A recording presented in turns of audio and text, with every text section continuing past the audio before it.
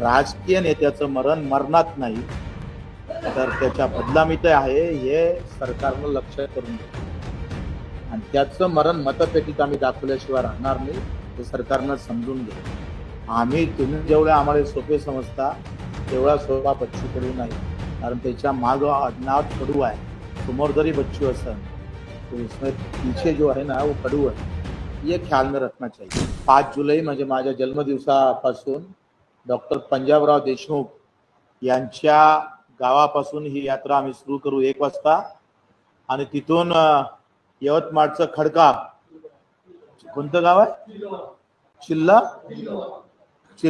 चिलगावान जिथे पहिली आत्महत्या शेतकऱ्याची झाली त्या गावापर्यंत ही यात्रा 7-12 कोरा कोरा यात्रा आम्ही काढणार आहोत। ह्या यात्रेत आम्ही पायी चालणार आहोत। 150 ते 200 किलोमीटर एकूण यात्रेचा प्रवास राहील आणि पुन्हा शेतकऱ्यांसोबत संवाद साधून आता आत्महत्या नाही लढणं शिकावं। माझ्या शेतकऱ्याच्या आत्महत्या थांबल्या पाहिजे। 6 महिन्यात 1000 लोकांच्या आत्महत्या ही लहान गोष्ट नाही आहे, तुमच्या आमच्यासाठी मोठी गोष्ट आहे आणि मोठी दर्दनाक आहे। 200 प्रवासी विमानातले मरण पावले, फार वाईट झालं, पण त्यांचा पुढचा बावनकुळेंना 3 डाव 4 डाव आला असं 10 मिनिटाच्या भाषणात, पण 1000 आत्महत्या त्यांच्या या 6 महिन्याच्या कारकिर्दीत मरण आत्महत्या झाला। माझा शेतकरी पाय घासून तळफू मेला, त्याची आठवण मात्र बावनकुळे साहेबांना झाली नाही, त्याचं दुःख आहे आणि म्हणून हे दुःख कायमचं नष्ट व्हावं। माझ्या शेतकऱ्यांना आत्महत्या करूच नाही त्यासाठी सुद्धा आम्ही पायपीट करतोय।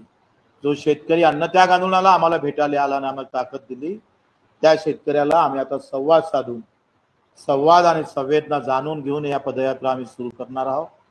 त्याची सुरुवात त्याला आपली तुमची सगळ्यांची मदत लागणार आहे आणि मग 5 ऑगस्ट ते 9 ऑगस्ट सिंदूर यात्रा काढणार आहोत। रामायण से संविधान तक म्हणजे रामटेक पासून ते दीक्षाभूमीपर्यंत 5 ऑगस्ट ते 9 ऑगस्ट 9 ऑगस्ट हा क्रांती दिवस आहे आणि रक्षाबंधन आहे।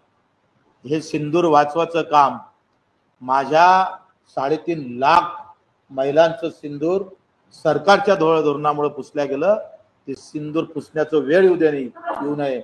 दीक्षाभूमीवर आम्ही 9 ऑगस्टला मोदी साहेब आले तर फार चांगलं, देवेंद्रजी आले तर फार चांगलं, त्यांचे प्रतिनिधी आले तर त्याच्यापेक्षा चांगलं, नाही आले तर त्यांच्या पोस्टरला आम्ही सगळ्या आत्महत्याग्रस्त भगिनी राखी बांधून त्यांना आम्ही आवाहन करणार आहोत। आणि मग या 2 यात्रेची आम्ही आता त्याची पूर्ण बांधणी केली। सरकारला कुठल्याही परिस्थितीत आम्ही मांडलेल्या मुद्द्यापासून बाहेर जाऊ देणार नाही, काही झालं तरी बेहत्तर। अन्नत्यागानंतर पुन्हा एक अहिंसेची लढाई पुन्हा आम्ही पाहतोय, आत्मसमर्पित लढाई आम्ही लढतोय आमच्या कार्यकर्त्याचं शेतकऱ्याचं।